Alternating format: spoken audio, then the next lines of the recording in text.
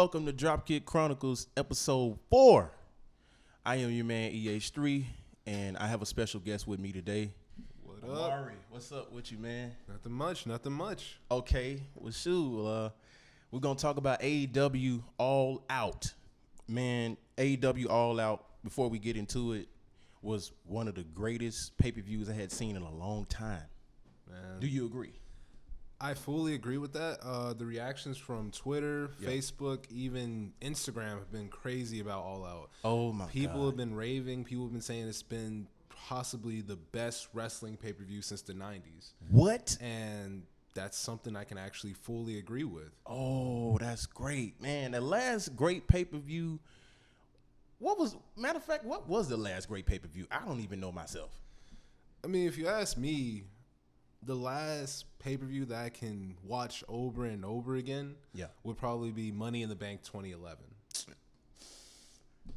I told everybody about that in one of the episodes, and that pay-per-view was so infamous, man. You talk about CM Punk carrying the WWE title out of WWE, taking it to the Indies.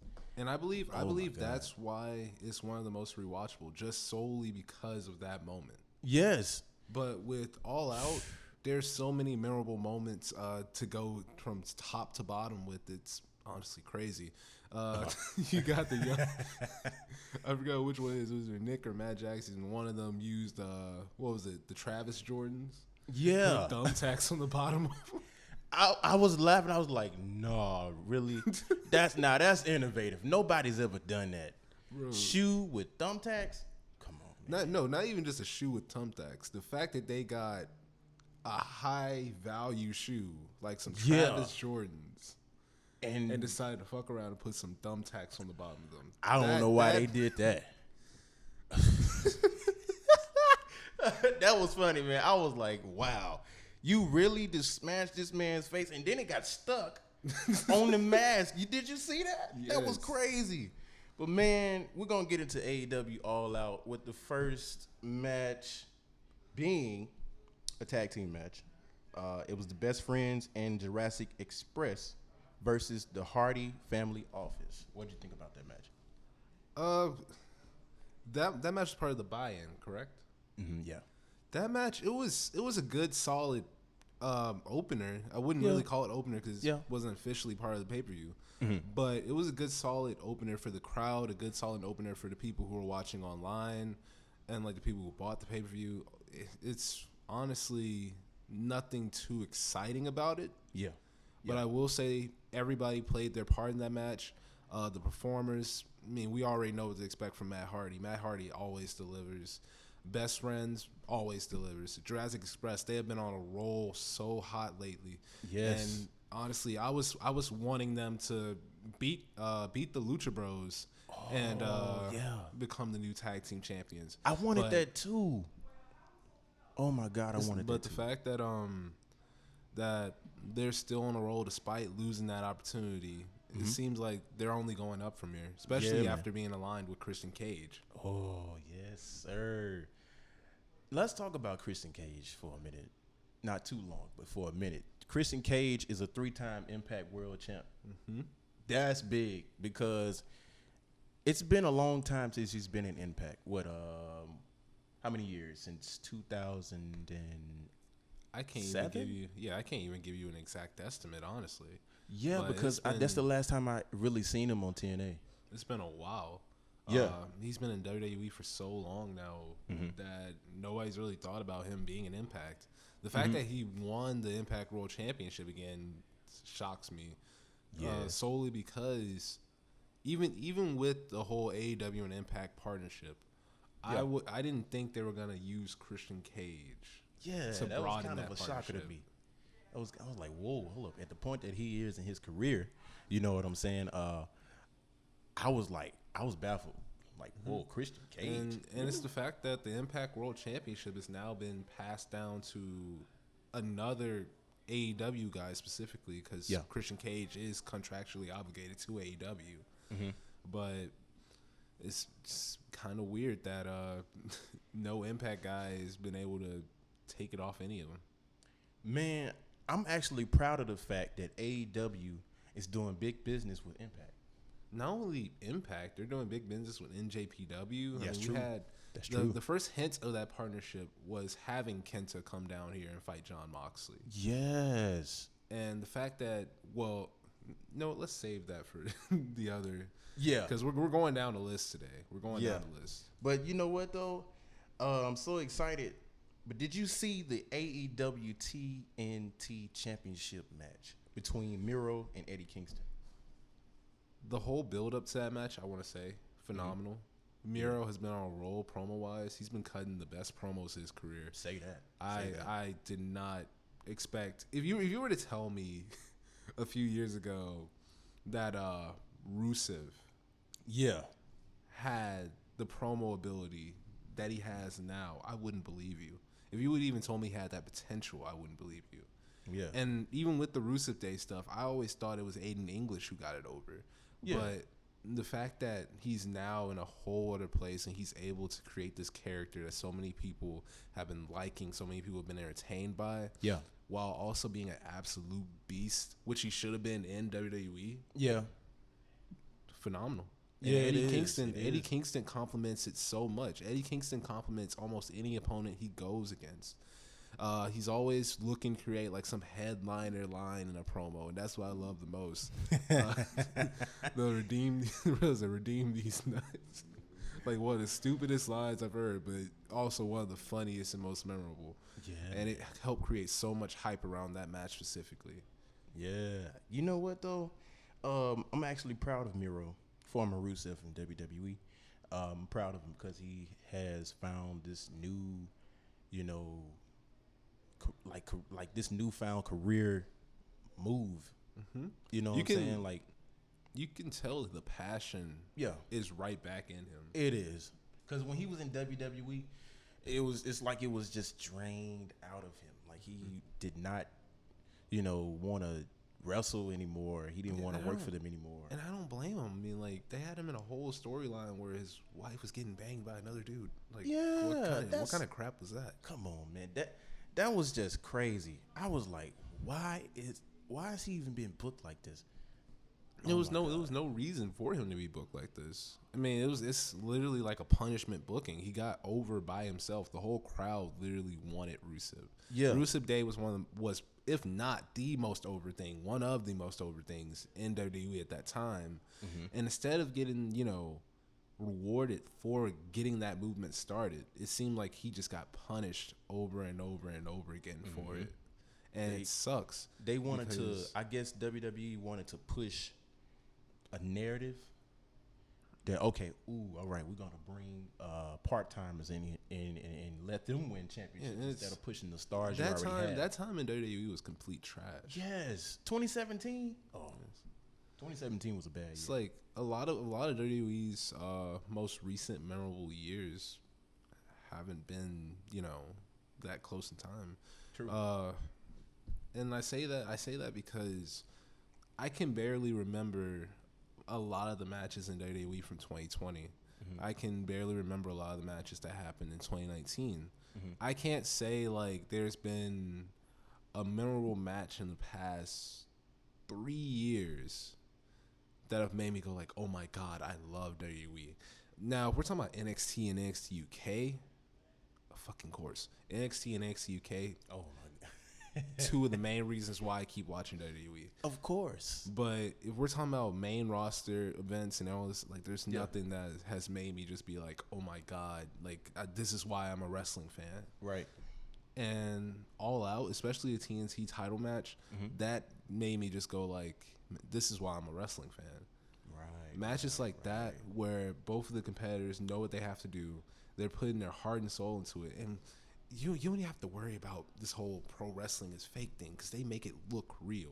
Yeah. It doesn't even matter if it's scripted. It looks real. It looks like they're genuinely trying to beat the hell out of each other. that passion, that's that the drive, type of wrestling I like. That's the wrestling I love. And like the fact that I got to watch that on my TV screen is a blessing. Yeah, man. Because Eddie Kingston and Miro, if not two of the top workers in the whole pro wrestling industry, two of the top workers in AEW, no doubt. That's true. That is so true. And I can't wait for the time that Eddie Kingston either gets the TNT title or he gets the world championship. Yeah, man. To talk about that, it was great. Retain the title. His wife Lana congratulated him. Lana in AEW soon, by the way. I'm pretty sure that's happening. Oh yeah, if bro, not even if, when. It's literally when. Yeah, it's not a matter of if. He talks about her all the time. He's like, she's coming. She's gonna be a great manager for him. She's gonna compliment him well. They're gonna guide each other so well in AEW. They're gonna do shit that they couldn't do in WWE, and I feel like the crowd is gonna eat it up. Oh, they are. I can't wait for her arrival. We'll talk about another arrival later on, but moving on. John Moxley versus, if I'm saying this right, Satoshi Kojima.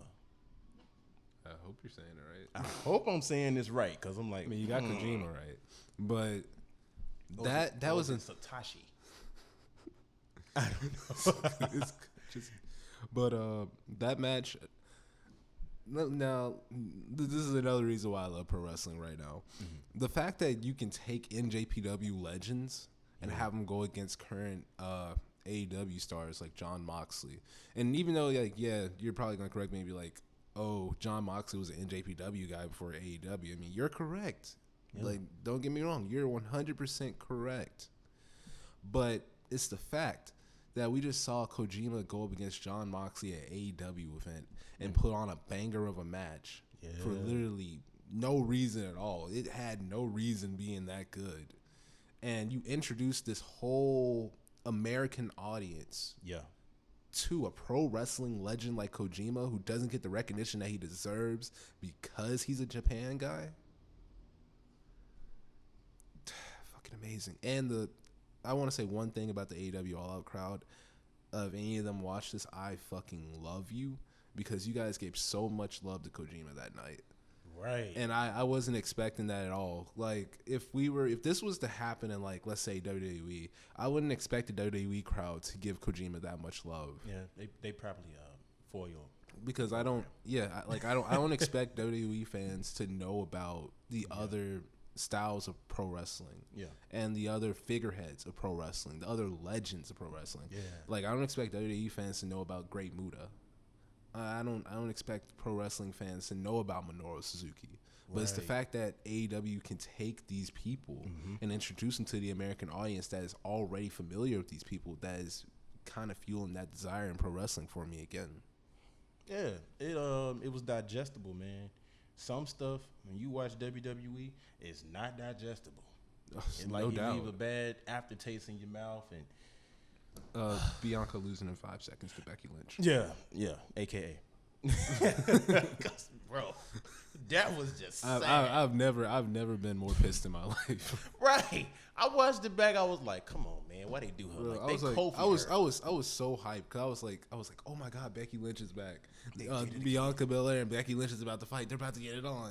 Woo. Becky Lynch like hits a Uranagi. 1, 2, 3. It's like, what the fuck? I talked about this in one of the past episodes, man. I was like, why? Why? Yeah, why? So many people tried to defend it. It was like long-term storytelling. That's not how you start long-term storytelling. At all. Like, just to correct that. And Bianca Belair, if you also want to add on, Bianca Belair has been pile driving through the fucking women's division for the past 6-7 months. And you're telling me, and she beat Sasha Banks, who canonically is supposed to be better than Becky Lynch. Yeah. But somehow Bianca Belair loses in 5 seconds to Becky Lynch. You got WWE. Why did you write it? You got to make it make sense, man. Got to make it make sense. Right, man. Oh, not to get too much into that, but as we move on through the card, so we want to say something about AEW Women's World Championship. That's what they call it. Before we get to that, can we talk about the surprise after the John Moxley and Kojima match? Oh, hold up. I know what you're talking about. So you're talking about the legendary Japanese wrestler. The murdered grandpa Minoru Suzuki. Ooh. One of NJPW's most infamous wrestlers. One of NJPW's most legendary wrestlers. If there's anybody you know from NJPW, it would not be Hiroshi Tanahashi. It would be Minoru Suzuki. Yes, and there's one reason for that. This man has made a living off of being one of the most hard-hitting, strong-style wrestlers in the history of pro wrestling. Not of American wrestling, not of Japanese wrestling. Pro wrestling. The whole professional wrestling world, ladies and gentlemen. The fact man, I was sitting there watching this pay-per-view. Yeah. And I wasn't expecting anything to happen after the Kojima match. Like, we heard the rumors, we heard all this and that. But if you were to tell me that the next challenger before Hiroshi Tanahashi would be Minoru Suzuki versus Jon Moxley, I would have thought you were insane. I wouldn't think Minoru Suzuki would come all the way here to America just to fight Jon Moxley. I wouldn't think that. But the fact that AEW has made it possible, and that this partnership is starting to flourish, and that the opportunities that we have, the dream matches that we can now finally get because companies are not restricting themselves to only the roster they have available, it's fucking insane. It makes me so excited about the future of pro wrestling. Yeah, man. Ooh, the many partnerships, right? You have AEW, Impact, and New Japan Pro Wrestling. And NWA. Oh, can't forget them. Right. I keep forgetting NWA. That's crazy. If you haven't watched Empower, watch the pay-per-view. Please. Please, folks. Man, these partnerships are what make pro wrestling great. And not just great, but they make them unpredictable. They make them digestible and fun to watch. You know what I'm saying? And And now we're losing like most of these what if dynamics. Like, so many people have been like held in WWE for so long that we haven't been able to have like the dream matches that we've been asking for. Like, I remember when people were like, man, what if CM Punk went against Darby Allin? What if CM Punk went against MJF? All those matches can happen now. Right. People were asking, what if Bryan Danielson went up against Zack Sabre Jr.? That's a possibility now. That's a possibility. Very good possibility. Oh my God. They booked that. It is an amazing time to be a pro wrestling fan. Solely because most of the matches that we said we wanted to happen can now finally happen. Yeah. Yeah, that's true. It's an amazing time. Empower. The thing that's so special about NWA Empower was that it was an all women's wrestling show. Mm-hmm. Now you're probably asking like, oh, how is that special? Well, let me tell you what's so special about it. It wasn't just NWA's women's roster. You had people from AEW, Impact, all coming together to make this one pay-per-view so special to the industry, and they showed the fuck out. They did for that pay-per-view. They did show out. Man, if you haven't watched that pay-per-view, go watch it. Go watch it. But as we talk about the women, we want to now talk about the AEW Women's World Championship. So it was between Dr. Britt Baker, DMD, versus Chris Statlander. Yes. That's right. So Britt did retain. And I'm going to tell you about Britt Baker. Britt Baker, she has a PhD, right? Yeah, I'm pretty sure she has a PhD. Yeah, she has a PhD. Coming into wrestling, they was like, oh, yeah, she a doctor. All right, what's she going to do? Man, when she started showing out in AEW, even before AEW, man, I'm telling you. It's taken a while for me to get into Britt Baker. When she was first in AEW, I didn't like her that much. I didn't think she was that good in the ring. Yeah. But even the match against Thunder Rosa, where it was like all these spots and like they were bleeding and everything, I still didn't think she was that good of a wrestler. Yeah. But if there's gonna be any match that proved my statement wrong, it would be her versus Chris Statlander. Their chemistry alone was fucking incredible. Great. And man, listen here. Chris Statlander can fucking go in the ring. One of the most useful assets AEW has right now is Chris Statlander. When she got injured, you could tell there was a major dip in the women's roster that they tried to fill the void of. But now that she's back, you can tell she's back at 100%. She's performing like she used to, and she's still doing some insane shit in the ring. Yeah, I love it though. Britt Baker has gotten better. Oh, phenomenally better. She's gotten better because, like you said, I'm like, man, look, I didn't really follow the Britt Baker scene or nothing like that. I was like, who is this? Britt Baker. Because like when she won the championship from Hikaru Shida, I was kind of concerned because I felt like, man, like she can cut a good promo. Well, at the time she could cut a good promo. Now she can cut a great promo. But at the time I was like, she can cut a good promo, but like how is she gonna have good matches with the championship? But she's been putting in the work. Yep. Ever since winning that title, she has been completely fucking solid. Okay. So I think that match alone, that whole rivalry, I hope it's not ending. I want there to be like another Chris Statlander and Britt Baker match. Right. But this rivalry alone has proved that we have nothing to fear with the AEW's women's roster. Britt Baker being champion can build rivalries. She can put on some solid matches. She can get her opponents as over as they need to be. Mm-hmm. And the fact that she has those three assets means that she's going to be on top for a while. And it's not going to be anything but beneficial for the AEW's women's roster. Yep. Man, let me tell you.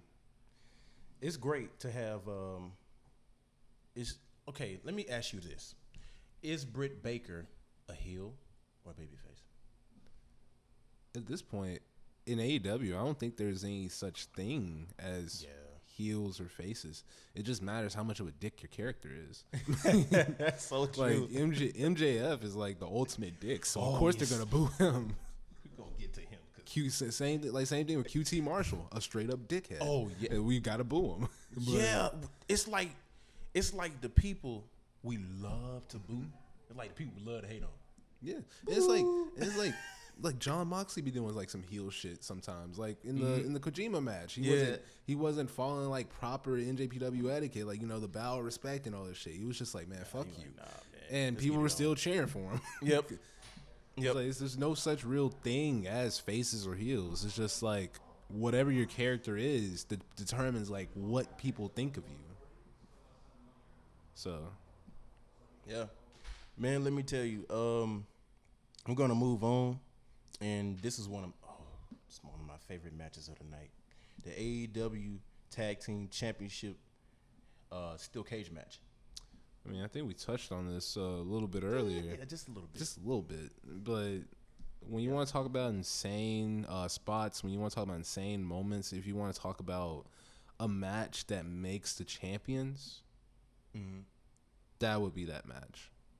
If you had any concern with the Young Bucks not holding the tag team championship, those concerns are cured. Lucha Bros just put on a hell of a match with the Young Bucks, probably a match of the year contender. If you have to ask me, I mean, it's personally one of my favorite matches from this year. Whether we're talking about the thing is that's the thing. When we're talking about match of the year candidates, like it goes up there, but how far does it go up there? Right. Match of the year. Oh my God. So because we've had some incredible matches this year. You so have. When you okay, so you're talking about match of the year. You're talking about in AEW. I'm not talking about in AEW. I'm talking about pro wrestling. Pro wrestling period. Pro wrestling period. That's gonna take a while. It's gonna take a while. Like, come on. Like you had. I don't want to get this wrong, but I believe it was Utami versus Sayuri in Stardom. Yeah, that got over a 5-star rating. And then you also got Ilya Dragunov versus Walter. I think one was one this year too. Yes. 1 and 2 were this year. And both of those 70 days. Both of those 5+ star classics. That's damn near 3 years. Yeah. And then you got what else do you have?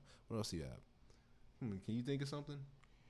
I want to say Sasha versus Bianca Belair. Yeah, WrestleMania. I'll give you that. Another match of the year candidate. So many match of the year candidates this year. Oh my God. And this Lucha Bros is a Young Bucks match being up there in a tag team match. Oh hell yeah. I want to add that too. A tag team match. In a steel cage. Which we have not seen in a long time. Being a match of the year candidate is crazy. Yes. You will rarely ever find tag team matches in match of the year candidate discussions. Yeah. So the fact that AEW has invested so much in their tag team roster and it's like now reaping the benefits of investing so much that they put on a 5-star classic like that at All Out. Yeah, man. Yes. It brought back. It's like I was watching one of the Attitude Era pay-per-views. That's what that felt like. That's literally what that felt like. Because back then, bro, they used to lay it all on the line.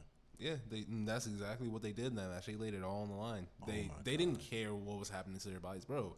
Freaking man, that spot when was it Phoenix? Yeah, Phoenix went from the top to the top of the steel cage, jumped all the way down. I'm talking about that man looked like he was about to lose his balance about 3 times, and I swear to God, I was like concerned. I was really concerned. I was like, whoa, hold on. That whole finish where he jumps down from the top of the cage. Oh my God! And then Penta they hit their tag team finisher. Phoenix goes immediately to try to cover freaking Matt Jackson so he doesn't break up the pin, and they get the tag team championship. I thought that was a crazy ass sequence. This man just jumped like what 10, 20 fucking feet from a steel cage, and then got up immediately, hit a tag team finisher like it was fucking nothing. 20 damn feet in the air. I'm flabbergasted. But then again, I was like, yeah, it was that match. That's some new shit. That is some new shit, man. Yes, sir. But man, and congratulations to Lucha Bros for winning such a long time building. Yes. We all thought it was gonna be FTR, but no, Lucha Bros. Lucha Bros have won the tag team titles, so now we have another long tag team reign that's going to be nothing but amazing, filled with amazing matches no matter who they're going to go against. Yes, sir. And they're going to be doing Lucha Libre proud this entire year, this entire rest of the year, and hopefully the year after. Yes, I can't wait to see what their title reign entails. But as we move on, we get to the Casino Battle Royale. All right. You know what? I'm gonna say her for the end, but I'm gonna just talk about it. The Casino Battle Royale was cool. You had tall, buff ass Miss Cargill up in there with her white hair. Then you had Red Velvet. She got thrown out. I was like, well, shoot, you had like how many Japanese women's wrestlers? Yeah, Riott, Emi Sakura. Yeah, I believe Hikaru Shida was there, if I'm not mistaken. I think so. Yeah, she had to be there. And I think unless did they put Yuka? Did they put Yuka in the match? They didn't put Yuka in the match, right? Yuka Sakazaki? They didn't put her in the match, right? No, I don't think so. Okay. Then you had those 3. Yeah. And I can't tell you if there was more than that cuz that match was kind of fast, like kind of crazy, kind of fast. It was. They didn't take time to like get it to like where we wanted it to be. Like if my honest opinion, if Ruby Soho didn't come out, I wanted Tay Conti to win. True. I like her. Tay Conti has been probably if there should be an award. I believe there is an award for most improved wrestler of the year. So if there is anybody more deserving of most improved wrestler of the year, it is going to be Tay Conti. Yeah. Went from being underutilized in NXT to becoming one of the mainstays of AEW in a turnaround of 3 months after being released. Yeah. Like, come on, man. Who did you want to win? If Ruby Soho didn't come in as the Joker, who did you want to win? I was kind of looking at Jade Cargill. Or is it Cargill? I say Cargill, but hey, you can pronounce it. So much for pronunciation. We all pronounce shit wrong. Yeah, that's cool. I did it at the beginning. But yeah, I kind of wanted Jade to win. I was like, okay, cool. She powerful, you know what I'm saying? She buff and everything. She could really take the women's title to the next level, and she could be the first has there been a black AEW Women's Champion? No, not yet. She could be the first one. You know, but since Ruby Soho, former Ruby Riott in WWE, Ruby Soho came out and shocked the world for her AEW debut. And I was shocked. I was like, I didn't know they was going to turn the tables like that. And she ended up winning the match. Mm-hmm. And I'm happy for it. I love it. I love it so much because same thing with Tainara, Tay Conti. Ruby Riott, Ruby Soho was so underutilized in WWE. And there was so many people that was like, oh, she can't, like, because this is how bad WWE limited her. I knew what she could do because I knew her before when she was in the Indies. So I knew what type of wrestler she was. She's a phenomenal wrestler. Oh yeah. But there was some, like, with all the shit that was happening in WWE and like how limited they made her, people were like, oh, she can't wrestle, she can't cut a promo, she can't do this. If there's gonna be anybody that's gonna show the fuck out in AEW, it's gonna be Ruby Soho. Oh, you're damn right. Ruby Soho has got the capabilities. She's gonna shut all those discussions down. So when if you're not in for the ride right now, I think you should be in for the ride. Damn right. You should be in for the ride, man. She's going to take her opportunity and fly with it. Mm-hmm. As she should. Oh, yeah.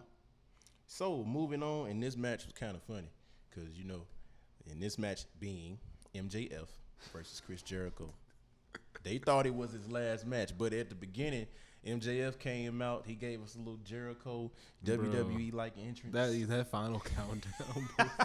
Jericho's final match. My friends were literally like, "Oh my God, is Jericho gonna come out and do his old entrance?" Fuck no. No, he's not using that. He's coming out to Judas. That's it. And it's like Jericho's final match. It's like everybody's like, "Boo!" And I'm like, "Bro, did y'all not expect that shit?" That's crazy. I was like, "Come on, man. Like, come on, let's not be too gullible here." They was like, it was a great idea though. I will say that if there's any way you want to get like any sort of heat, that's how you get it. Oh yes, sir. Because people love that entrance. Oh, he is a damn asshole. I was like, man, they came out here and stole this man's old ass 1999 entrance from his WWE days, and I'm sitting up here like, why did he do that? man just loves it. He loves it. He knows those people are gonna hate him for it. Oh yeah. He does. That's the thing I like about MJF. If he knows like people are gonna hate him for it, he goes for it. Oh yeah. As long as it's not too far, and that's another thing. Like he gets heat, but he gets heat that's not controversial as fuck. Yeah. And even while doing something like that, he's still the top heel in wrestling. That's true. The man is a bona fide heel. When you talk about all the things he's done, his promos are immaculate. Oh my God. The man, he has the greatest promos today. He's come so far as a wrestler since joining AEW. That's true. They literally handed him the football and they let him run to the touchdown. Right. That's the best way to put it. He's always had the promo ability, but the one thing that was always questionable was his wrestling ability. And I think in this match with Jericho, what he did to certify that he can go the distance no matter who the fuck you put him with was wrestle one of the greatest of all time. And you could tell in that match, Jericho wasn't leading him. Jericho wasn't guiding his hand in anything. They were both solely going against each other, knowing what, I love using this term, but knowing what they have to do, but taking what they have to do and getting as creative as they want to with it. Oh, like, there was one spot. What was it? MJF tried to hit that freaking moonsault over the top rope. Oh, landed on his feet. Jericho avoided it. MJF landed on his feet. Then he tried to run at Jericho again. Jumped up. Jericho caught him into a powerbomb. And he said, "Oh shit!" And you can literally hear the man say, "Oh shit!" And then he just gets powerbombed on the fucking apron. Yeah, I was like, wow, so fucking funny. Wow. That whole match was just a mixture of emotions because you came in not knowing if this was really going to be Jericho's last match because MJF won the last match. But then it was like, do you really expect like them to just be like, oh, MJF won this match. So how is Jericho going to have a shot in hell at beating him in this match? and they made it all believable. They had me on the edge of my seat because most people's guesses were Jericho was gonna win, but at the same time, like there was that uncertainty because of the way the match was going. Mm-hmm. And I was on the edge of my seat, like, oh my God, this could literally be Jericho's last match. And then Jericho wins. LOL. Boom. Boom. Let's talk about that interest at the beginning, though. The little, the Judas, and then the guitars. The guitars from the guitars from Fozzy. Yeah, man. Fozzy. We didn't even discuss. Oh my God, we didn't discuss Lucha Bros entrance. We so didn't. I done forgot. How do we forget that? Holy shit. My bad. We was so excited about the, sentiments of the match. You know what I'm saying? And we ain't discussed the damn entrance. I was like, oh my God. I feel for you guys watching, I feel terrible for not mentioning that. Lucha Bros special entrance was amazing. Yes. Was it? If you ever go back and watch that match, you better include the entrance in that when you watch it. It's on YouTube. It's on YouTube. Yeah, it's on YouTube, so you better watch it. But yeah, man. But the entrance for Jericho with the Fozzy guitars, dope as shit. Because Jericho knows that Judas is literally the Sweet Caroline of professional wrestling. Mm-hmm. So he's gonna take that to his advantage anytime. So even just having the guitarist there, just ripping the shit apart, was enough to make me feel like I already fucking love this match. Yeah. No matter what happens, I already fucking love this match. Yeah. Man, but moving on, and this is a dream. This is a dream of mine. Mm-hmm. Well, we want to see this man back in the ring. Yes, we did. 7 years. 7 years. It's a 7-year hiatus from wrestling. I'm like, well, dang, when he coming back? Bro, you heard the CM Punk chants. Yeah. You heard the chants. Throughout all these years, people never given up those CM Punk chants. From 2014 all the way to now. Nobody's ever giving that up. Whoa. No one. Even in WWE, he had left. I'm talking about 2 years after he left. CM Punk. Never stopped. 3. CM Punk. 4. Man, they never stopped, bro. Never. You remember that time The Rock was doing a movie? Mm-hmm. He actually called CM Punk in, I think it was in L.A. That was funny. I was like, why you gonna get in trouble, sir? Why are you calling the enemy? Why are you calling CM Punk, who left the very company you standing in right now, and you gonna call this man on the phone after Raw? Man, listen. What is wrong with you? But this is why I'm glad AEW exists, because Impact wasn't gonna be able to get CM Punk in. Oh no. NWA, as much as I love NWA, they weren't going to get CM Punk in. ROH has a very slim chance of getting CM Punk in because they probably don't have the financial ability to get CM Punk in. Right. But AEW exists now. CM Punk's able to get in. They got the money for it to bring him back in. Yes, sir. So the fact that I got to see CM Punk after 7 years of him still being my favorite professional wrestler of all time. And I get to see him face one of my newest favorite younger wrestlers, Darby Allin. It's a fever dream. And that match, somebody pointed it out, but that match played out exactly like Bret Hart versus 1-2-3 Kid. Yeah. And they even had like the references and everything to it. And I'm honestly glad that they took that match as inspiration for what they did in that ring. And let me tell you why. Because Bret Hart versus 1-2-3 Kid, very competitive match. You had Bret Hart, an already certified legend in the industry at that time, versus Sean Waltman, 1-2-3 Kid. And he took that match, build up 1-2-3 Kid during the entire match. And that's exactly what CM Punk was trying to do with Darby Allin. Mm-hmm. Now, Darby Allin's already been TNT champion at this time. The best TNT champion at this time. Yeah. But he took him to the Chicago crowd, where everybody knows CM Punk is going to be the dominant factor no matter what match he's in, no matter who's in it. It could have been John Cena in the match with him. CM Punk still getting the majority of the crowd to cheer with him. CM Punk could be like the biggest over heel in professional wrestling. And Chicago is still going to cheer this man's name. Yes. So the fact that they played it like that match, And he built up Darby Allin throughout the entire match. It was so competitive, so physical. They knew CM Punk was going to be the main guy here. CM Punk was the main guy in this match. But the fact that Darby Allin got as much offense and showed off his moveset as much as he did to have people on their feet being like, oh my God, CM Punk might not win this. Yeah, that was enough.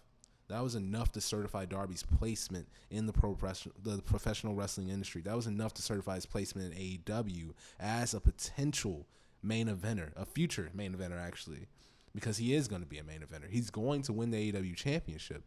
Mm-hmm. But the one thing I want to note is after the match, you got the CM Punk chants, right? What followed after the CM Punk chants? Darby Allin. Darby Allin. Darby Allin. Yes, sir. That was great for them to chant his name as well. Mm-hmm. He put on one hell of a show. Yeah, they put on one hell of a contest. Yes. And Darby Allin is now certified over in fucking Chicago. Oh yeah. Every time he come to Chicago from now on, Darby Allin. Every single time. Yep. Like I said, that match certified Darby Allin as a potential. Well, I gotta stop saying potential, as a future main eventer in AEW. Yes, we've seen AEW throw so many cards at Allin while teasing us so badly because we never thought he was gonna win the TNT championship off of Cody. We never even thought he was gonna beat Cody fairly. Yeah, but then he beat Cody. So for this match to be CM Punk's first, he chose a great-ass opponent to get over. Damn sure did. See, CM Punk is what I like to call a wrestling revolutionary. Dude is so great. He don't need an introduction. His song, the music speaks for him, and the fans sing it everywhere he go. Cult of personality. Still one of my favorite hard rock songs. Yes. I listen to it to this day. And the man debuted the song 8 years ago? So yeah, I'm like, man, look, here's the thing. Anytime you take somebody such as Darby Allin and you put them over, that's big. And then you know your name is already great. You already have great pro wrestling lineage yourself. Mm-hmm. And CM Punk he ain't second generation. He ain't even third generation. He's just CM Punk. He's just CM Punk. That's it. And so, yeah, that was pretty good. That was like okay, kid, boom. Here you go. Literally. Here's the needle. Push it. You know what I'm saying? Moving on, we're going to talk about Paul White, a.k.a. The Big Show in WWE. I don't even think we had to spend that much time on this. We don't. We knew the purpose of the match. Yeah. The purpose of the match was just to basically calm the crowd a bit. I mean, they just gave him like back-to-back bangers, one after another, for a good hour or 2 hours and a half. They did. So that match was just like a short little match to calm the crowd, get them prepared for what's coming next. It's like concessions. Yeah, and yeah, it's just like a concession stand. That's literally your bathroom break match. Like if you've been holding it in, man, go to the bathroom right now. If you're hungry, if you're hungry as fuck right now, go get some nachos. Go get a hamburger. Literally, right. That's what that match was. Yep. Like you don't even need to talk about it. But I will say, Big Show and QT Marshall, they did their part in that match. Yeah. I mean, they did their part. Yeah, they did, no doubt. So this last match, I am so happy about. Woo! Anyway, the AEW World Heavyweight Championship match. Kenny Omega versus Christian Cage. Ooh. Man, that match was so great. Now, I don't want to hear people say, because listen, I've heard so many people tell me Christian Cage can't do this. Well, not even Christian Cage. Christian can't do this. Christian can't do that. Yeah. Christian can barely put on matches. Man, listen here. He's a part-timer. I've always said, he's a part-timer. I've always said that Christian does not need Edge to have his own moments. Storied career, and he already got. He went to Impact to prove that he doesn't need Edge. True. And people still try to argue like, oh, he needs Edge to be this and that. No, he does not. Kenny Omega versus Christian Cage is another great match to top off an already freaking perplexing, outstanding pay-per-view. Yeah. Oh, glad you said that. I'm glad you said that. That, like, people were so concerned saying that, oh, Christian can't go, he's too old now. Right. Shut up. You don't know what you're talking about. Oh, Christian Cage versus Kenny Omega is probably one of the best matches of this year. He's giving up wrestling. Oh, he can't do wrestling. He can't do this. He's so old now. Shut up. Oh, be quiet. You don't know what you're talking about. Anyway, first of all, if that man want to win another world championship, what they got to do with you? That's Christian Cage. That's the thing, though. I'm glad that they didn't go with that plan, obviously. Yeah. Because Christian Cage doesn't need another world championship. Keep the world championship on Kenny Omega. True. And, like, the way I want to see it is that, like, Kenny's going to get too egotistical about being the champion, and then that's going to be his downfall. If that's the way they're going to go about it, then perfect. Yeah. But that match, when you talk about a match that creatively does things that nobody else should be thinking about doing, you would think of this match. Yeah. There was a lot of spots and moments in the match where we were all like, Christian's going to win. Kenny Omega's going to win. Ooh. No, Christian's going to win. Yeah, no, Kenny Omega's going to win. Bit. I was like, it's like so many back and forth. I was like, fucking Christian missed the kill switch. Kenny Omega flipped out of it, reversed it to a one-winged angel. Yes. And then Christian flipped out of that, and I'm like, okay, who the fuck's gonna hit their finisher first? It's like, oh, you ain't talking about that table spot.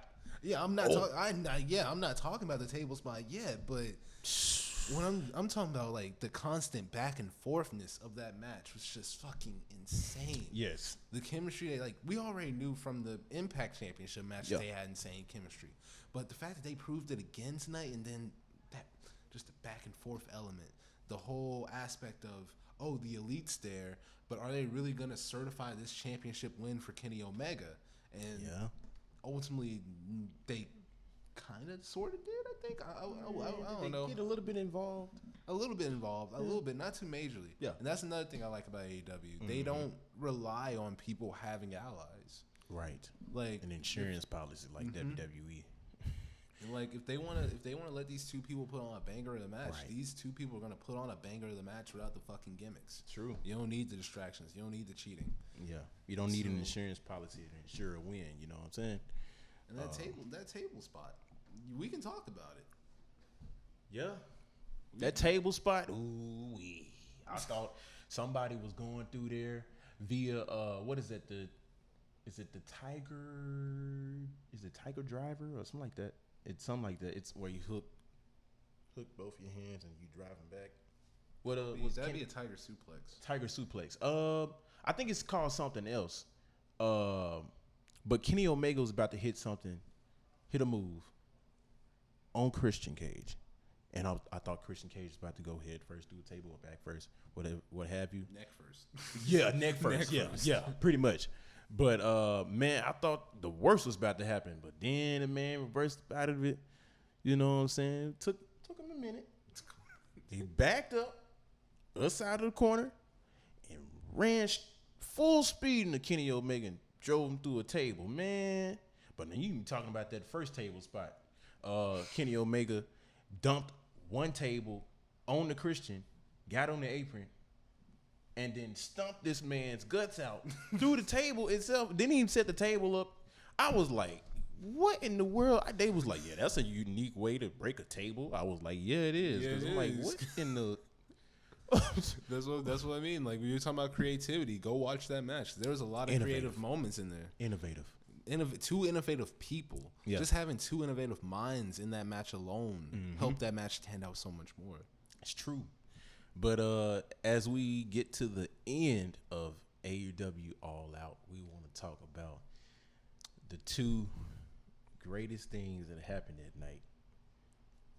First, you got the end of the match. Kenny Omega defeated and retained his AEW World Heavyweight Championship against Christian Cage. Mm-hmm. But then he talking spit on the microphone. Oh, saying, I'm like, nobody's gonna beat me. No one's taking this title off me. They're either not here, they're tired, or they're already dead. I was like, sir, Everybody was like, "Whoa!" When he said they're already dead, I was like, "Oh, is he hinting towards Adam Cole?" And then literally, Adam Cole's music comes on. Boom. I was sitting up here like, "Yo, whoa!" I was like, they are not about to have Adam Cole feud with Kenny Omega. Nah. They was in the Bullet Club. They were in the Bullet Club to get. There is no way in hell. I was like, no, I know this is about to be a cop. Ain't no way in hell they finna do that. This man walks into the ring like he's really about to give Kenny Omega the business, and then he just like super kicks Jungle Boy. I was that part had me so fucking dead. He was like, yeah, fuck you. He was like, yeah, let's fight right now. Just super kicks Jungle Boy. Bam. Right out of the damn ring. My favorite fucking line in that entire instance was after he super kicked him. Kenny Omega was like, "You really thought I was gonna fight him? This fucking dude's my best friend." What did he say? He was like, "It was time for storytelling with Adam Cole, baby." All right. And we have not done story time with Adam Cole in so long, and I'm glad we got story time with Adam Cole again. Yes, man. Yes, man. And then we all think it's over. We think that's the end of the pay-per-view. And what happens? They trolled us. They trolled us again.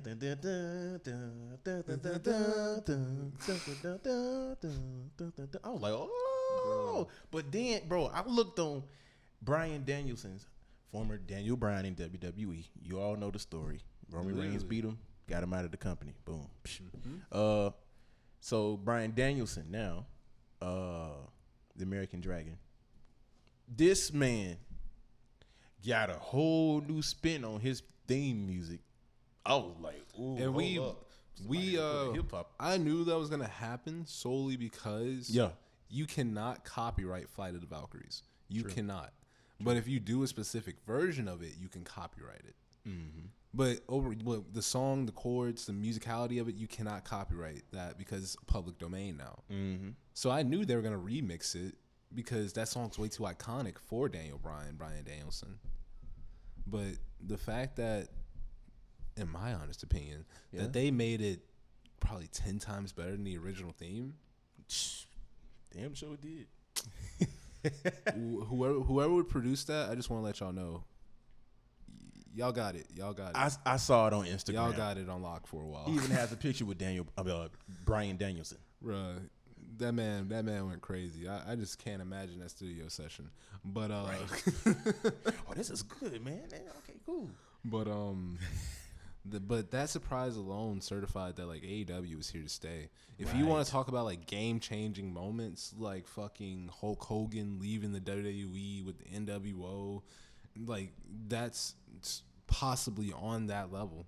Nobody expected CM Punk to go to AEW. When the reports came out and they were like, "Oh, AEW is going to sign CM Punk and Bryan Danielson," what were people saying? They were saying, "No fucking way in hell." They were like, "Oh, CM Punk wouldn't go to AEW before going back to WWE. Right? Bryan Danielson wouldn't go to AEW before going back to WWE." Well, look what the fuck just happened. They changed the shape of professional wrestling for the next few years to come. Yes, Bryan Danielson can now compete. And not just ROH if ROH opens their door. He can compete in NJPW. He can compete in Impact. He can compete anywhere the fuck he wants to. Damn.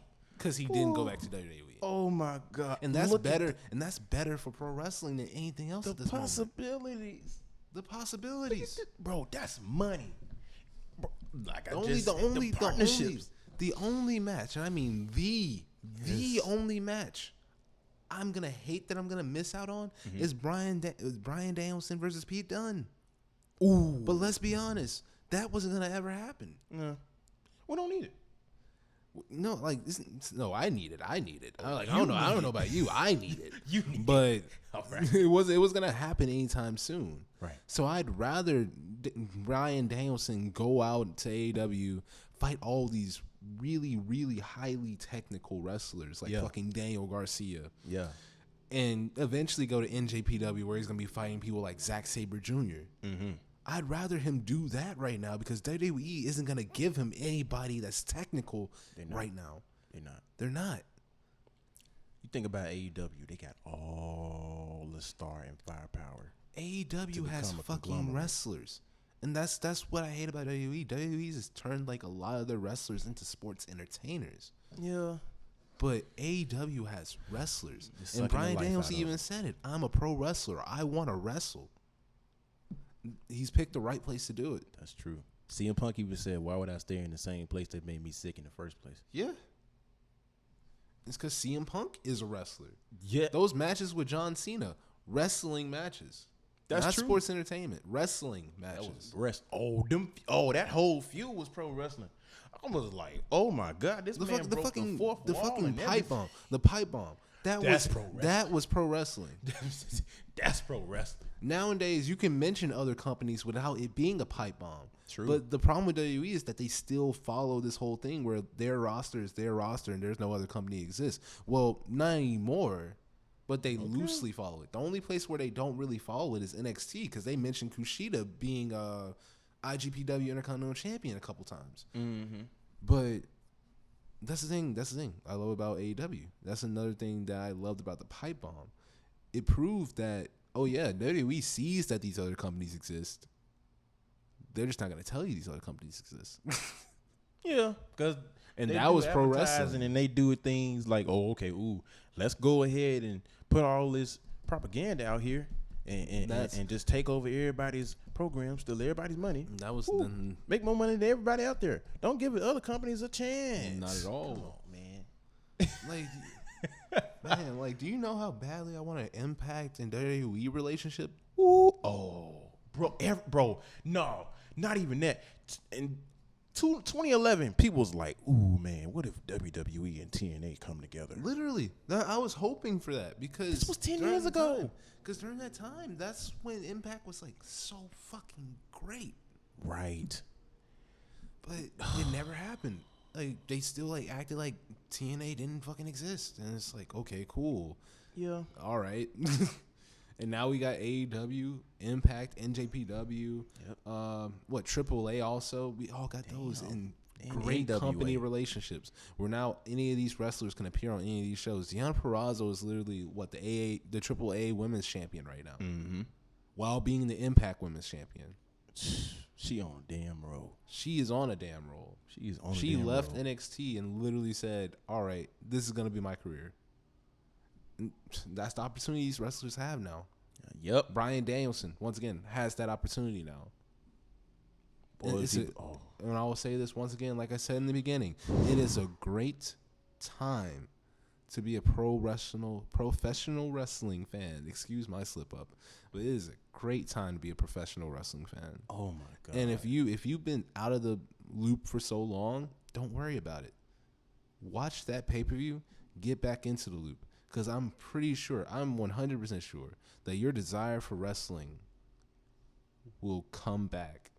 I used to go, well, no, I still go to NXT every week, right?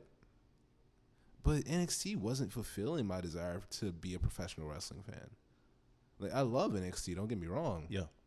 But it kind of just made me killed my desire to be a professional wrestling fan because I was meeting these fans that weren't really fans, if you know what I mean. Yeah. And it just kind of had me like, fuck this shit. Like, I'm going to stop going. But AEW All Out, that pay-per-view solely made me just say, professional wrestling is something I want to keep watching. Professional wrestling is something that needs to be in my life. Mm-hmm. As a kid, I grew up watching that. And as an adult, I'm still going to watch it solely because I know there's companies like AEW. Like, right. I know that there's Impact. There's NJPW. Just because I know there's companies like that, I'm still watch it regardless. Bro, my love for wrestling will never die because you have companies like All Elite Wrestling. You got Ring of Honor. You got New Japan Pro Wrestling. You got AAA, NWA. You know what I'm saying? You got all these companies, and they partner together right on top of that. So you never miss any action from any of them. Literally. Yeah. You got you got people like the Good Brothers coming on. They forming Impact Tag Champs? They are Impact Tag Champs. Oh, they are Impact Tag Champs. I knew they still had those belts. But, yeah. They're coming on AEW programming, making just an appearance on Dynamite. They've been on Rampage. They were on All Out. They're going to be on the next pay-per-views as well coming up. I'm like, man, dang, anytime you got that, that's just great. WWE can never say, oh, we're going to partner with AEW for a pay-per-view. We're going to partner because WWE is slowly not becoming a wrestling company. Yeah. It's like sports entertainment is their main, like it's always been their main brand, but especially now it's their main brand. Yeah. Like they're incorporating more comedy into the shows, and it's like it's not really working out for them. It's like a reality show. Almost. But then again, it's like having like all these weird personalities like just clashing together. Like let's say we're watching like Big Brother or some shit. That's what it feels like sometimes. Damn, not that show. Oh my god. Yeah. Oh my god. But yeah, bro, since we are on the subject of WWE, I want to talk about the future of NXT. Where do you see it going? We're going to talk about first talk about where it's been. Is NXT, I believe, can be better. Oh no, NXT can 100% be better. Yeah. Don't get me wrong. Last Takeover, I was there live for the last Takeover, and one of the best wrestling pay-per-views I've ever been to. Not even gonna lie to you, one of the best wrestling pay-per-views I ever witnessed. Not gonna lie to you there either. Mm-hmm. But the reason why I didn't touch All Out levels because All Out has people. Like, okay, how can I put this? I can't just say it has people. That's stupid. Yeah. All Out had wrestlers willing to give their fucking all that night. Wrestlers. They had match ideas, creativity. The last Takeover, it had matches. Mm-hmm. But the thing is, it was so inconsistent. I can barely remember the first two matches at that Takeover. Yeah. But I can remember that Walter and Dragunov happened. Oh yeah. I can remember that Karrion Kross and Samoa Joe happened. Because those were the two biggest things about it that night. All Out had so many huge things going into it. People weren't expecting it. People were expecting Adam Cole, but they weren't expecting Adam Cole. People were expecting Bryan Danielson, but they weren't expecting Bryan Danielson. Mm-hmm. So NXT never has like big surprises, which is the reason why NXT's been so off. Like AEW can give you those big surprises because they're not a developmental brand. Mm-hmm. That's why NXT was constantly losing to AEW every fucking week. Yeah. Because AEW could give you so much more because they're not a developmental brand. They are the main brand. You can't have your third brand go against a company that is literally willing to give whatever money they need to give to beat you. and you're not doing the same thing. Wow. And you're like, we know main roster is strict on what wrestlers appear on NXT. Mm-hmm. So the last Takeover, the reason why I say like, oh man, it wasn't that memorable. Yeah. Even though it was a great pay-per-view, don't get me wrong, but the reason why it wasn't that memorable is because we don't have those names yet that will literally be like, okay, let's do this, let's go for that. Okay, I just saw freaking Asuka come out to beat the fuck out of Raquel Gonzalez. I'm about to go like batshit crazy. Oh my god! Like I can't do that because WWE's never gonna allow that. They're never gonna allow Asuka to come back to NXT. Raquel versus Dakota, great fucking match. Kaylee Ray coming out, great fucking idea. But the problem with introducing Kaylee Ray to the current NXT fan base was, I can tell you for certain that most of those people don't fucking watch NXT UK. That's true. They don't know who she is. They don't know who she is, even though she's the most dominant women's wrestler of the current modern era because of her title reign. They don't know who the fuck she is because they don't pay attention to NXT UK. Right. You don't watch, like, dude. It's just like being in the UK and not even watching American shows. Like that's like being okay. Them saying they're wrestling fans. Yeah. And not watching anything other than like main roster WWE and NXT is like literally living in Chelsea, England. Yeah. Saying you love Chelsea football, but but don't watch the fucking games at all. That's exactly how it is. And it's like I said, Kaylee Ray, great surprise. I marked the fuck out when Kaylee Ray came out because I knew who she was and I know how great of a wrestler she is. Right. But for me to expect like every other person in the crowd to know who Kaylee Ray was, that's kind of what killed me. Because most of the crowd didn't know who Kaylee Ray was. They cheered, of course, because we started cheering, but they didn't know who the fuck she was. Yeah. So when you're talking about what can make NXT more memorable, because here's exactly what they're lining up to do with the future of NXT. Have you heard what they're about to do? Not entirely. I've only seen that new logo, but you can go into it. Okay. So the focus on indie wrestlers is being lessened. It's not being thrown completely off the table of hiring indie wrestlers from what I know. Mm-hmm. But what is happening is they're not going to rely on indie wrestlers. They're going to go out and homegrow their own talent. What was it? Kind of like FCW. How a lot of the people signed to FCW weren't actual for real wrestlers, but they were trained in that developmental ground and became real wrestlers. That's kind of what WWE's going to do. And they're going to slowly start introducing these people into NXT. So NXT is going to be on a down spiral for a bit. Yeah. Because you're going to have people who have gone from not knowing anything about wrestling to having 1 year of experience. And we're not going to get those unless Johnny Gargano, Tommaso Ciampa, all these other people stay. We're not going to get those 5-star classic experiences as much as we used to. Mm-hmm. Yeah, it's going to be watered down. Mm-hmm. It's going to be a really badly watered down NXT. I don't want that. And it's just Triple H is going to have to work with it.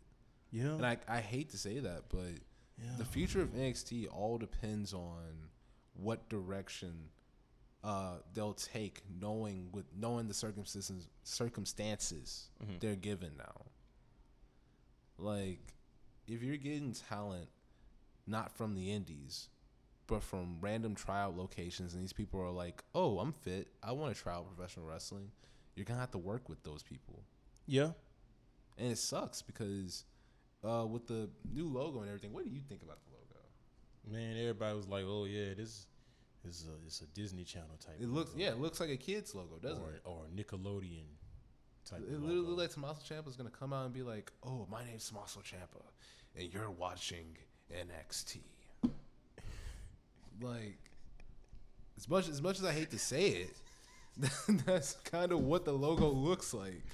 No, cause bro, that logo was badass. You know that. That logo been badass since 2012. Yeah. And you over here gonna tell me some.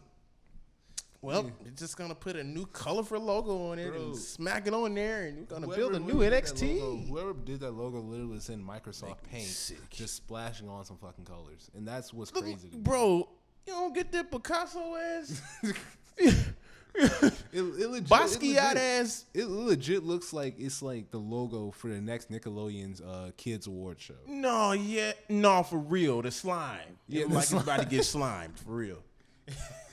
Like Drake Maverick's just gonna walk out. Drake Maverick's gonna walk out on stage to accept like Wrestler of the Year or some shit and just get slimed. He's like, "Oh, you thought you were Wrestler of the Year, stupid bitch."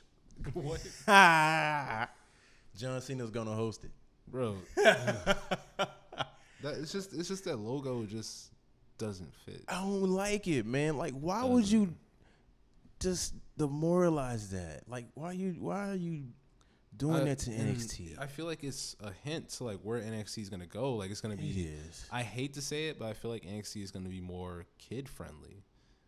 And WWE is always PG. WWE is always PG. But here's why NXT was so great. Because NXT wasn't entirely PG. Oh, no, it was not. Tommaso Ciampa, people literally chant out, "Ciampa's gonna kill you. Ciampa's gonna kill you." And you believe it. Like, fuck you, Ciampa.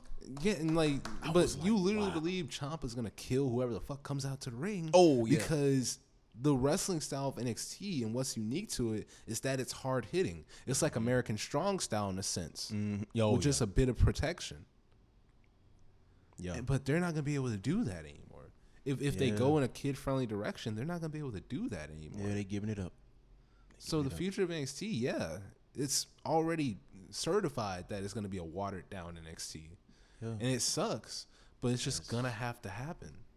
And I feel like WWE is going to have like some awesome homegrown talent. Like I'm not going to bash any of the people that just got signed cuz some of them look like they're dope. One of them's the brother of Gable Stevenson. So I know he's going to be freaking amazing in the ring. Hold on. Did WWE, I heard they signed damn it. They signed one of the Usos relatives. Yeah, they signed the Usos' younger brother. Yes. They also signed him. I know he's going to be dope too. Yes. But they're going to be homegrown. Yeah. And that's fine. That's completely fine. But they're going to be homegrown, and I feel like they're going to be like some of the standout talents of NXT's future. But will I say like they're going to be giving 5-star classics like Adam Cole or Johnny Gargano, Tommaso Ciampa, Pete Dunne? No, I don't think they're going to do that. I just don't think so. I feel like NXT is really going to go through the FCW phase where FCW had matches and stuff, but like there wasn't any like, oh my God, this is amazing FCW matches. Yeah, like it ain't no awe-inspiring, captivating matches. You know what I'm saying? FCW was great for what it was, and the FCW women's roster will always live in my heart because they always showed the fuck out whenever they had a match. Yeah. But I'm not going to lie to you and say like this FCW NXT phase that they're about to go through is going to be one filled with certainty. There's so much unpredictability that's going to come with it. There's so much stuff that we don't know that's going to happen that hasn't been cleared yet. Like we heard the rumor about Bruce Pritchard and Vince McMahon producing the show, and that got turned down, thankfully, because I was scared for my life that was going to be the case. But the future of NXT is simply that, the future of NXT. Whatever happens, happens. Triple H, change their logo back. Keep the same, please. They're not changing. If they're not producing they're not changing that logo. They not producing that damn show. Change that bitch back. They got the logo. They got the logo and a song by Wale. They're not changing that logo back. Man, I miss NXT when it was good. Man, you remember when NXT in 2019? NXT's still good. It's just not gonna give you anything that's memorable as 2019. Like when I came down to Full Sail, NXT was fucking amazing. And that was one of my deciding factors to go into Full Sail. I was like, okay, I can go for music production and get free tickets to go see NXT every week. Hell yeah. Sign me the fuck up. Man, let me tell you something. Bro, this was the best decision life-wise that I have ever made. Being a wrestling fan, a bona fide wrestling fan, I always dreamed of going to one of the shows. So to be able to go to Full Sail University, which is a college in Orlando, Florida,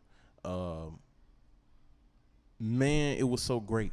Coming into Full Sail, man, let me tell you, I was pumped. I was doing my work.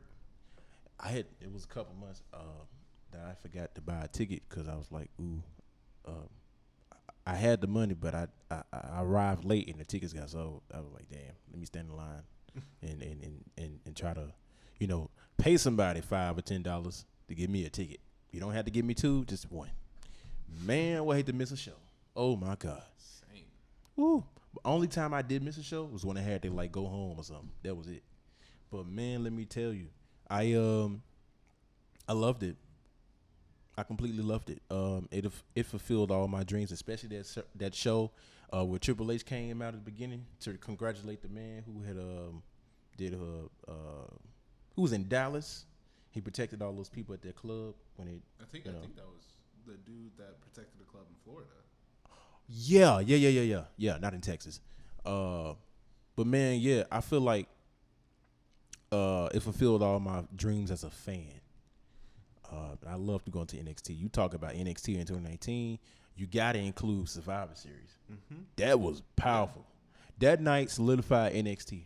That NXT roster in 2019 could literally rival any other wrestling promotion. Yes, sir.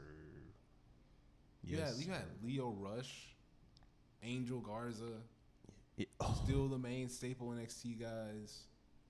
It's just You had, oh my God, you had UE. Mm-hmm. You Undisputed Era. Oh my God. You still had Undisputed Era together. Oh. Man.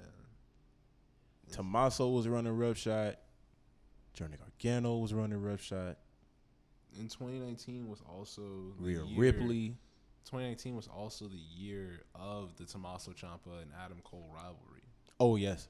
Which was possibly the best rivalry I've ever witnessed in professional wrestling.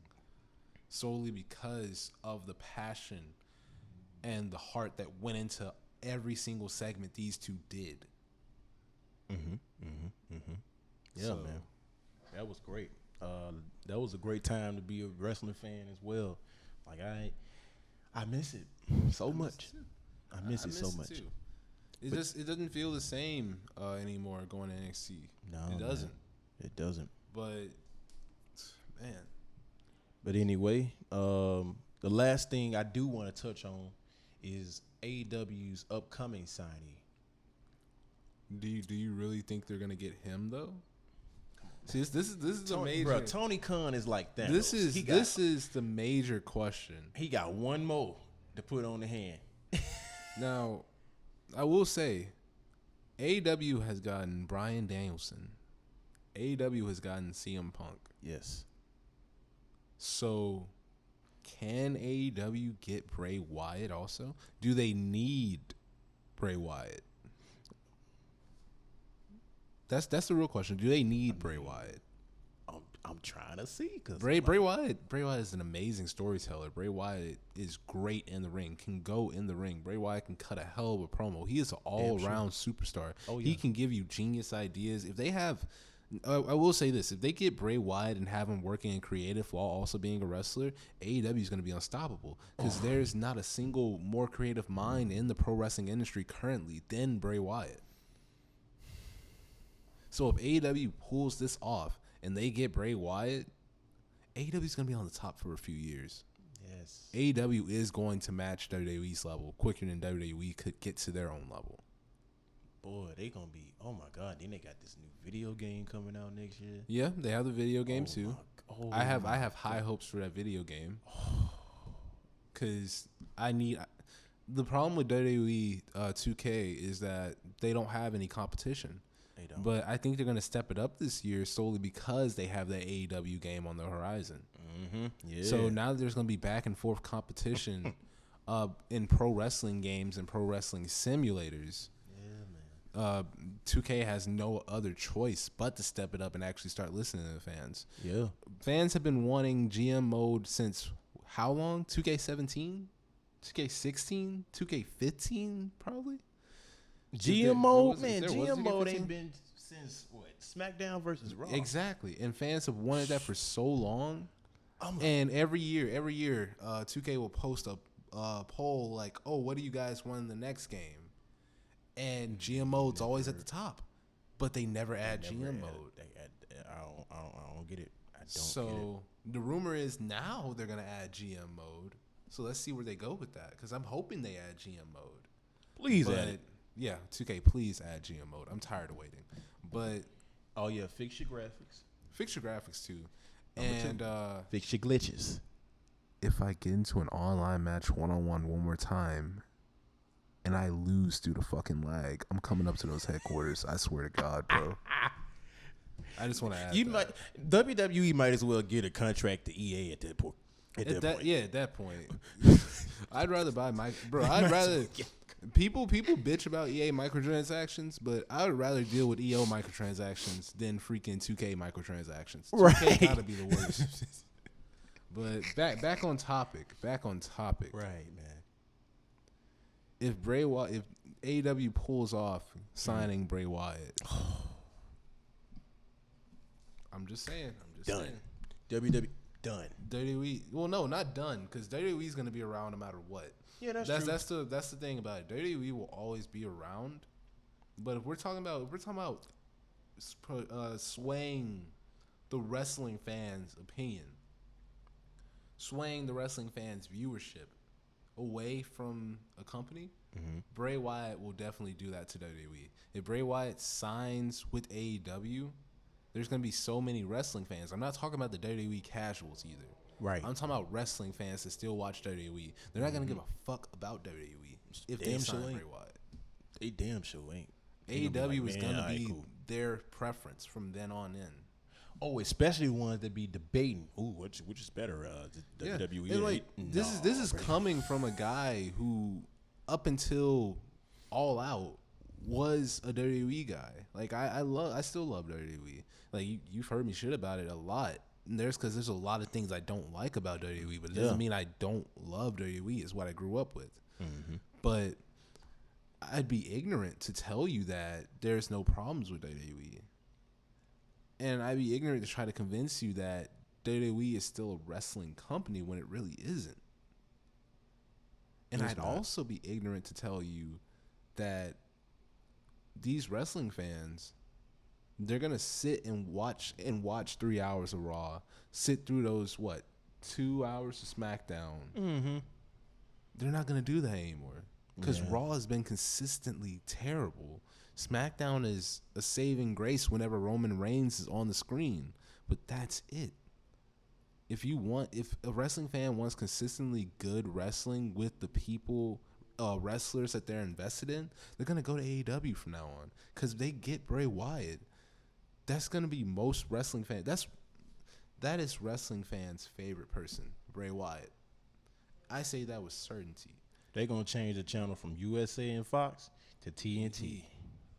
That's just because Bray Wyatt's on there.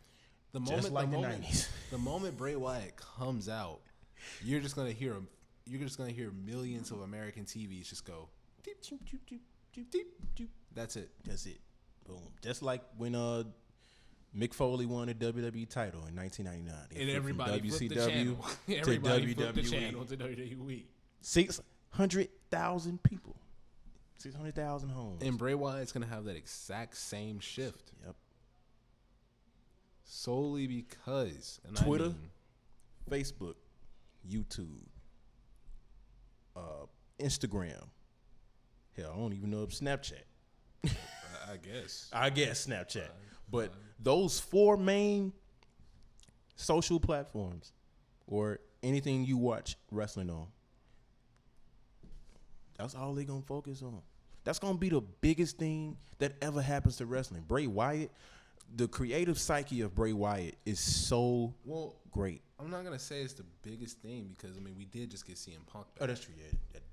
But if we're talking about one of the biggest events in pro wrestling history would be Bray Wyatt signing with AEW. Being all elite. That is a major shift. Mm-hmm. And like I said, the planes of wrestling have already been changed with All Out. Minoru Suzuki being in AEW, CM Punk fighting his first match in AEW, Bryan Danielson being in AEW, Ruby Soho being in AEW. The game has officially changed. Mm-hmm. So the rules of engagement are different now. So if Bray Wyatt signs with AEW, the game's already been changed. But now we're asking, who's in favor right now? Which company has the highest ball? Right. WWE couldn't convince Bryan Danielson to come back.